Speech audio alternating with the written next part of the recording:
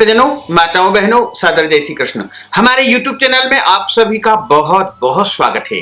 मैं हूं आपके साथ आचार्य धर्मेंद्र शास्त्री। आज हम आपको कार्तिक मास का महत्व बताने जा रहे हैं। कार्तिक मास में स्नान करने के कौन कौन से नियम होते हैं तथा कार्तिक मास में पूरे महीने आपको कितने बजे किस समय स्नान करना चाहिए और क्या क्या कर्म प्रतिदिन करना चाहिए और कार्तिक मास में प्रातः जल्दी स्नान करने का क्या पुण्य फल प्राप्त होता है, यह सब कुछ हम आपको इस वीडियो में बताएंगे। आपसे अनुरोध है कि इस वीडियो को अंत तक जरूर देखिएगा और अधिक से अधिक लोगों को शेयर भी करिएगा। आश्विन माह के शुक्ल पक्ष की पूर्णिमा से लेकर के कार्तिक माह के शुक्ल पक्ष की पूर्णिमा तक निरंतर एक माह कार्तिक स्नान होता है और कार्तिक स्नान बड़ा ही पुण्यदायी माना गया है। इस बार कार्तिक स्नान 31 अक्टूबर 2020 शनिवार के दिन से प्रारंभ होकर के कार्तिक माह के शुक्ल पक्ष की पूर्णिमा यानी 30 नवंबर 2020 सोमवार के दिन कार्तिक माह का समापन होगा और कार्तिक स्नान निरंतर एक महीने तक करना चाहिए। कार्तिक माह का महत्व क्या है? एक समय की बात है, भगवान ब्रह्मा जी से नारद जी ने प्रश्न किया कि हे प्रभु, कृपा करके मुझे बताइए कि कार्तिक मास का क्या महत्व है, क्या विधान है, क्या नियम है तथा इस स्नान करने से क्या क्या पुण्य फल की प्राप्ति होती है। यह सब कुछ जानने की इच्छा से नारद जी ने भगवान ब्रह्मा जी से प्रश्न किया था। तब ब्रह्मा जी ने स्वयं जो है नारद जी को बताया था कि यह मास भगवान विष्णु का परम प्रिय मास है। इस मास में भगवान के निमित्त जो कुछ भी पुण्य कर्म किया जाता है उसका कभी भी क्षय नहीं होता है, यानी वह पुण्य कर्म हमेशा जो है अक्षय पुण्य फल देने वाला होता है। इस मास में भगवान के निमित्त दान पुण्य करना बहुत ही महत्वकारी माना गया है। जितने भी तीर्थ होते हैं उनकी यात्रा करने का फल आपको कार्तिक मास में स्नान करने और कथा श्रवण करने से प्राप्त हो जाएगा और जितने प्रकार के दान होते हैं, जितने प्रकार के व्रत होते हैं, उन सब का संपूर्ण फल आपको कार्तिक माह में जल्दी स्नान करने से तथा कथा श्रवण करने से प्राप्त हो जाएगा। मनुष्य योनि दुर्लभ है, इसलिए मनुष्य जन्म पाकर इस देह से कार्तिक माह में शुभ कर्म करे जिस कारण पुनः नीचे न गिरना पड़े। इस महीने में समस्त देवता मनुष्य के समीप आ जाते हैं और इस माह में किए हुए स्नान, दान, भोजन, व्रत, स्वर्ण, चांदी, भूमि एवं वस्त्र आदि के दान का देवता विधि पूर्वक ग्रहण करते हैं। भगवान के उद्देश्य से मनुष्य जो कुछ भी कार्तिक मास में दान देता है उसे वह अक्षय रूप में प्राप्त होता है। अन्नदान का महत्व अधिक है क्योंकि इससे पापों का सर्वथा नाश हो जाता है। दान करने में असमर्थ मनुष्य यदि प्रतिदिन प्रसन्नता पूर्वक भगवान के नामों का स्मरण कर ले और इस माह में गंगा स्नान करते हुए कार्तिक मास की कथा को सुने या पढ़े तो वह भी अनंत पुण्य फल का भागी हो सकता है। इस माह में भगवान की प्रसन्नता के लिए शिव या विष्णु जी के मंदिर में अथवा किसी भी देव मंदिर में जागरण तथा कीर्तन करने का भी विधान धर्म ग्रंथों तथा शास्त्रों में बताया है। कार्तिक मास में स्वयं दीप दान करें या दूसरों के माध्यम से या ब्राह्मण के माध्यम से भी आप दीप दान करवा सकते हैं और तुलसी तथा आंवले के वृक्ष को भगवत स्वरूप मान करके उनकी पूजा अर्चना करना चाहिए। इससे भगवान का सारूप्य और मोक्ष पद प्राप्त होता है। कार्तिक मास में भूमि पर सोने वाले के पाप युगों युगों के लिए नष्ट हो जाते हैं।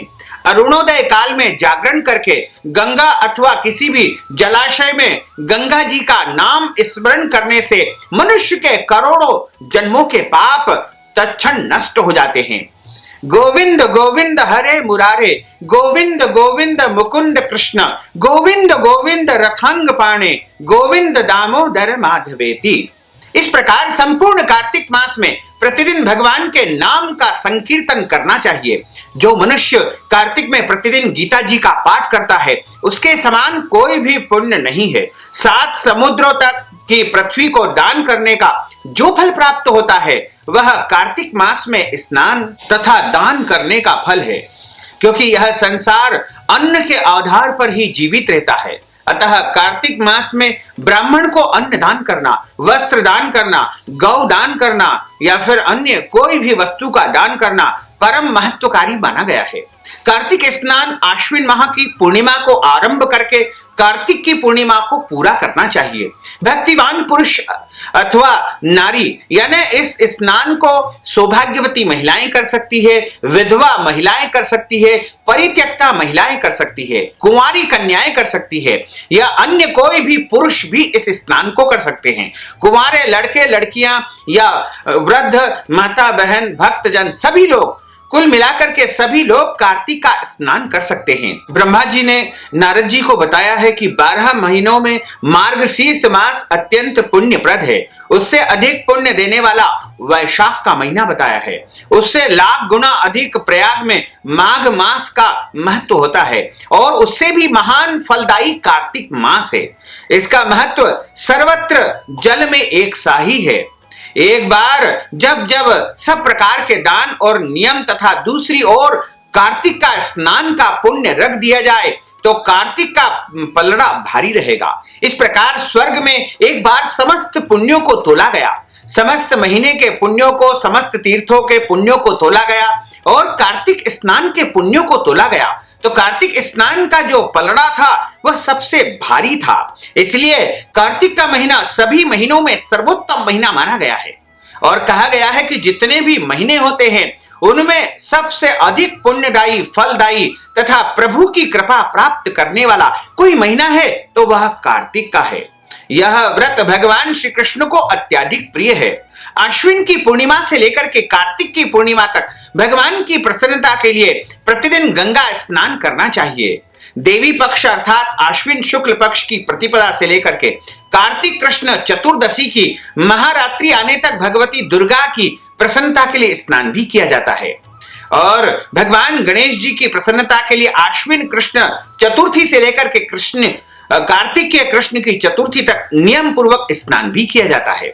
जो आश्विन शुक्ल की एकादशी से लेकर कार्तिक शुक्ल एकादशी तक स्नान करता है उसके ऊपर भगवान जनार्दन अपार प्रसन्न रहते हैं। जो मनुष्य स्त्री या पुरुष दूसरों के संयोग वश या बलात् अनजाने में भी कार्तिक मास में स्नान का नियम पूरा कर लेते हैं उन्हें कभी भी नरक में नहीं जाना पड़ता है, यम की सजा को नहीं भोगना पड़ता है। कार्तिक माह में तुलसी के पौधे के नीचे श्री राधा कृष्ण की मूर्ति का निष्काम भाव से पूजन अर्चन करना चाहिए। प्रभु की पूजा करने का अत्यंत महत्व और पुण्य इस माह में प्राप्त होता है तथा आंवले के वृक्ष की पूजा करने से साक्षात नारायण की पूजा होती है। स्नान करने का यह नियम है कि जब तक 2 घड़ी रात बाकी रहे तब तुलसी की मिट्टी और वस्त्र और कलश लेकर के जलाशय या गंगा तट पर जाए और सबसे पहले पैर धोकर गंगा आदि नदियों तथा विष्णु और शिव आदि देवताओं का स्मरण करें। फिर नाभि पर्यंत जल में खड़े होकर के और प्रभु से प्रार्थना करके स्नान करना चाहिए। यानी प्रातः काल जब उजाला होने में, सूर्योदय होने में 1 घंटा शेष रहे तब तक आपको स्नान कर लेना चाहिए। जैसे कि कार्तिक माह में सूर्योदय का लगभग समय रहेगा 6:50 लगभग सूर्योदय का समय रहेगा। 6:50 के पहले यानी 5:50 तक आपको स्नान कर लेना चाहिए, तभी आपको कार्तिक का संपूर्ण पुण्य फल प्राप्त होगा। कार्तिकेयहं करिष्यामि प्रातः स्नानम जनार्दन प्रीत्यर्थम तव देवेश दामोदर मया सह।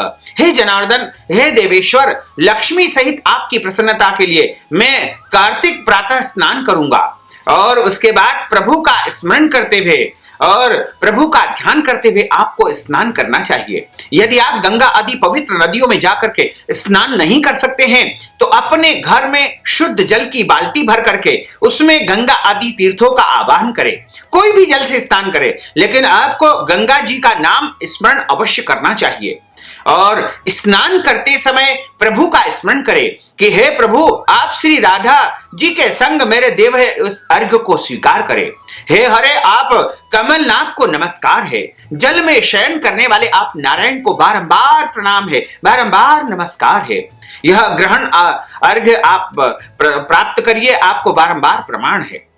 और मनुष्य जिस तीर्थ में भी स्नान करे उसे गंगा का स्मरण अनिवार्य रूप से करना चाहिए। पहले मृतिका आदि से स्नान करके ऋचाओं द्वारा अपने मस्तक पर अभिषेक करे। अघमर्षण और स्नानांग तर्पण करके पुरुष सूक्त से सिर पर जल छिड़के। उसके बाद बाहर आकर के पुनः मस्तक पर आचमन करके अपने वस्त्र बदले। वस्त्र बदलने पर तिलक आदि करना चाहिए। कुछ रात बाकी रहे तभी स्नान किया जाए तो वह उत्तम और भगवान विष्णु को पूर्ण रूप से संतुष्ट करने वाला होता है। सूर्योदय काल में किया गया स्नान मध्यम श्रेणी का है। जब तक कृतिभा अस्त न हो तभी तक स्नान उत्तम है, अन्यथा बहुत विलंब से किया गया स्नान कार्तिक स्नान की श्रेणी में नहीं आता है। इसलिए आपको सूर्योदय के पहले 1 घंटा पहले स्नान करके निवृत्त होना चाहिए। स्नान का तत्व जानने वाले मनीषियों ने 4 प्रकार के स्नान बताए हैं: वायव्य स्नान, वारुण स्नान, ब्राह्म स्नान और दिव्य स्नान। वायव्य स्नान का अर्थ होता है गोधूलि से किया हुआ स्नान वायव्य स्नान कहलाता है। वहीं वारुण स्नान समुद्र आदि के जल में स्नान किया जाए तो उसे वारुण स्नान कहा जाता है। और ब्राह्म स्नान वेद मंत्रों के उच्चारण पूर्वक जो स्नान करता है उसका नाम ब्राह्म स्नान है। दिव्य स्नान का अर्थ होता है मेघों अथवा सूर्य की किरणों द्वारा जो जल अपने शरीर पर गिरता है उसे दिव्य स्नान कहा जाता है।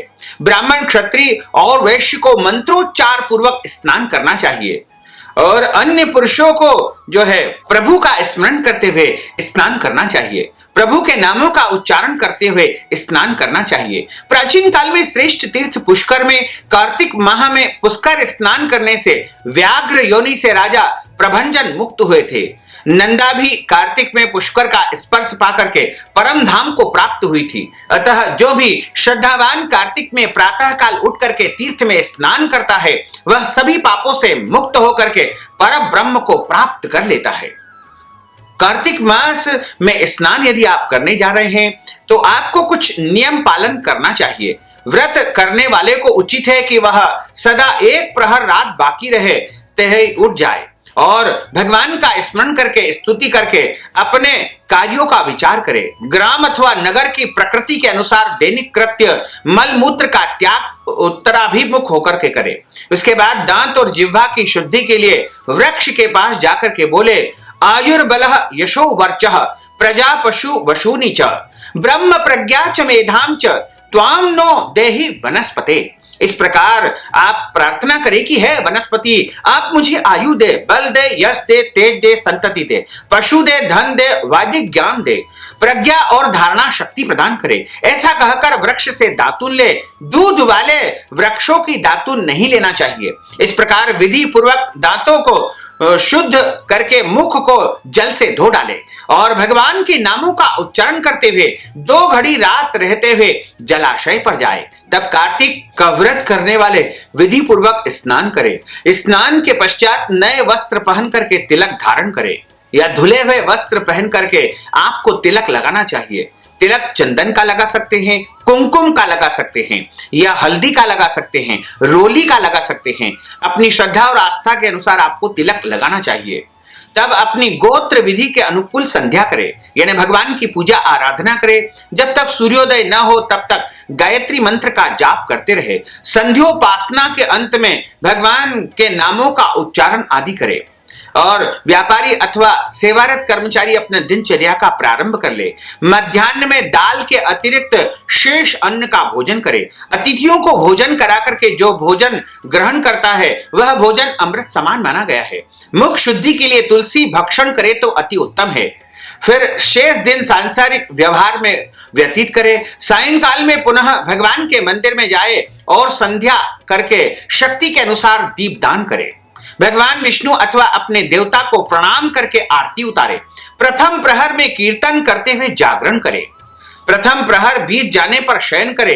इस प्रकार 1 मास तक शास्त्रोक्त विधि का पालन करते हुए जो कार्तिक माह में स्नान करता है वह भगवान के सालोक्य को प्राप्त करता है। कार्तिक मास में निम्न वस्तुओं का त्याग करना चाहिए। तेल नहीं लगाना चाहिए। सिर में बालों में तेल लगाना वर्जित माना गया है। दूसरों का दिया हुआ भोजन कार्तिक मास में नहीं करना चाहिए। अपने स्वयं का भोजन आपको करना चाहिए और यदि आप किसी का दिया हुआ भोजन प्राप्त कर लेंगे या खाएंगे तो आपका सारा पुण्य उनको प्राप्त हो जाएगा। तेल खाना वर्जित माना गया है कार्तिक महीने में, और जिसमें ज्यादा बीज हो ऐसे फल भी कार्तिक माह में सेवन नहीं करना चाहिए। चावल और दाल ये भी कार्तिक माह में त्याग करने योग्य है, यानी चावल और दाल भी कार्तिक माह में नहीं खाना चाहिए। इसके अतिरिक्त गाजर नहीं खाना चाहिए, बैंगन नहीं खाना चाहिए, बासी अन्न एक दिन पहले बनाया हुआ भोजन आपको ग्रहण नहीं करना चाहिए, मसूर की दाल नहीं खाना चाहिए, कांसे के पात्र में भोजन नहीं करना चाहिए, और आपको लहसुन, प्याज, मांस, मदिरा का उपयोग भी कार्तिक महीने में बिल्कुल नहीं करना चाहिए। और गांजी सुगंधित पदार्थ, किसी भी समुदाय का अन्न अर्थात भंडारे का भोजन नहीं करना चाहिए, शूद्र का अन्न सेवन नहीं करना चाहिए, सूतक का अन्न, जिनके घर में जन्म या मृत्यु का सूतक हो या 13वीं का भोजन हो, उनके घर में भोजन करने से आपका पुण्य क्षय हो जाएगा। श्राद्ध का अन्न भी कार्तिक महीने में नहीं खाना चाहिए, और कार्तिक महीने में जो है आपको किसी भी प्रकार से कोई दान पुण्य नहीं लेना चाहिए, अन्यथा उसका जो है सारा पुण्य उसको चला जाएगा जो दाता है। कार्तिक महीने में जितना संभव हो उतना अधिक से अधिक दान पुण्य आपको करना चाहिए। कार्तिक महीने में केले का दान करना, आंवले का दान करना बहुत ही महत्वकारी माना गया है। शीत से कष्ट पाने वाले गरीबों को दान करना चाहिए, यानी गरीबों को कंबल का दान करना या भोजन का दान करना भी बहुत पुण्यकारी माना गया है। कार्तिक माह में ब्राह्मण को वस्त्र दान करना चाहिए, अन्न दान करना चाहिए, गौ दान करना चाहिए तथा भूमि दान करना चाहिए। ऐसा धर्म ग्रंथों और पुराणों में लिखा हुआ है कि जो मनुष्य कार्तिक माह में ब्राह्मण को इन वस्तुओं का दान करता है उसे अनंत और अक्षय पुण्य फल की प्राप्ति होती है। इस माह में जो व्यक्ति भगवान को तुलसी दल समर्पित करता है वह मोक्ष पद को प्राप्त कर लेता है। जो कार्तिक की एकादशी को निराहार रह करके व्रत करता है वह पूर्व जन्मों के पापों से मुक्ति प्राप्त कर लेता है। जो राह चलकर आए हुए थके मांदे व्यक्तियों को, राहगीरों को अन्न देता है, जल देता है और भोजन के समय उसे भोजन करा करके संतुष्ट करता है, वह अनन्य पुण्य का भागी होता है। जो कार्तिक में भगवान विष्णु की परिक्रमा करता है उसे पग पग पर अश्वमेध यज्ञ का फल प्राप्त होता है। जो कार्तिक में भगवान के मंदिरों में साफ सफाई करवाता है, भगवान के मंदिरों में सेवा करता है, भगवान के मंदिरों में उपयोगी वस्तुओं का दान करता है और मंदिर बनाने में जो भी सहयोग करता है या भगवान के निमित्त यज्ञ यज्ञादि अनुष्ठान कर्म करता है उसे अक्षय पुण्य फल की प्राप्ति होती है तथा भगवान विष्णु का सामीप्य का आनंद अनुभव उसे होता है। कार्तिक में प्याज, श्रृंग, सिंघाड़ा, सेज, बेर, राई, नशीली वस्तु और चिवड़ा इन सब का उपयोग नहीं करना चाहिए। कार्तिक व्रत करने वाला मनुष्य देवता, वेद, ब्राह्मण, गुरु, गो, व्रती, स्त्री और महात्माओं की निंदा न करे। कार्तिक मास में नरक चतुर्दशी को दीपावली से एक दिन पूर्व शरीर में तेल लगाना चाहिए। इसके अतिरिक्त व्रती मनुष्य अन्य किसी दिन तेल न लगाए। व्रती मनुष्य को चाहिए कि वह कार्तिक में चांडाल, म्लेच्छ, पतित, व्रतहीन, ब्राह्मण द्वेषी और वेद बहिष्कृत लोगों से व्यर्थ चर्चा न करे और कार्तिक महीने में झूठ नहीं बोलना चाहिए। कार्तिक महीने में आपको ब्रह्मचर्य व्रत का पालन करना चाहिए। कार्तिक महीने में आपको प्रयास करना चाहिए कि किसी से भी लड़ाई झगड़ा या विवाद न करे। कार्तिक महीने में ब्राह्मणों की निंदा न करे, बड़े बुजुर्गों का आदर तथा सम्मान करना चाहिए। कार्तिक महीने में दीपदान का विशेष महत्व माना गया है। स्त्री और पुरुष ने जन्म लेकर जो भी पाप कर्म किया है वह कार्तिक मास में दीपदान करने से नष्ट हो जाता है और दीपदान के विषय में बहुत ही महत्वकारी माना गया है। ऐसा कहा जाता है कि जो मनुष्य कार्तिक माह में दीप दान करता है उसे अनंत और अक्षय पुण्य फल की प्राप्ति होती है। आप 5 या 7 आटे के दीपक बना करके उनमें घी की बत्ती लगा करके और किसी भी देवालय या पीपल के पेड़ के पास में या फिर भगवान विष्णु के मंदिर में या ब्राह्मण के माध्यम से मंदिर में दीपदान कर सकते हैं। दीपदान आपको जल में नहीं करना चाहिए। जल में आपको जलाशय के यदि समीप करना है, जैसे गंगा आदि तीर्थों के समीप आपको दीपदान करना है तो आप जलाशय के किनारे रख करके दीपदान कर सकते हैं। जल में दीप कभी भी अंदर नहीं छोड़ना चाहिए एवं कार्तिक मास में जितना हो सके पुण्य कर्म, दान कर्म आपको करना चाहिए तथा भगवान की कथाओं का श्रवण करना चाहिए। और गरीबों को भोजन करवाना, गरीबों को, अनाथों को या दीनहीन व्यक्तियों को दान पुण्य करने का भी विशेष फल आपको प्राप्त होता है। और यदि आप कार्तिक माह में दान पुण्य करवाना चाहते हैं, दीप दान करवाना चाहते हैं, या फिर ब्राह्मण को भोजन करवाना चाहते हैं, या फिर ब्राह्मण को आप कोई वस्तुओं का दान करना चाहते हैं, तो आप नगद राशि के रूप में हमारे माध्यम से गौ सेवा करवा सकते हैं, दान पुण्य करवा सकते हैं। इस हेतु आपके लिए हमने पेटीएम की व्यवस्था की है, गूगल पे की व्यवस्था की है, फोन पे की व्यवस्था की है। इसके माध्यम से आप दान पुण्य का पूरा पुण्य फल प्राप्त कर सकते हैं। तो आपसे अनुरोध है कि इस ज्ञानवर्धक वीडियो को अधिक से अधिक लोगों को शेयर करिएगा, लाइक करिएगा, कमेंट करिएगा, और यदि अभी तक आपने सब्सक्राइब नहीं किया तो अभी और इसी समय सब्सक्राइब अवश्य कर लीजिए। आपको और आपके पूरे परिवार को सादर जय श्री कृष्ण, सादर धन्यवाद।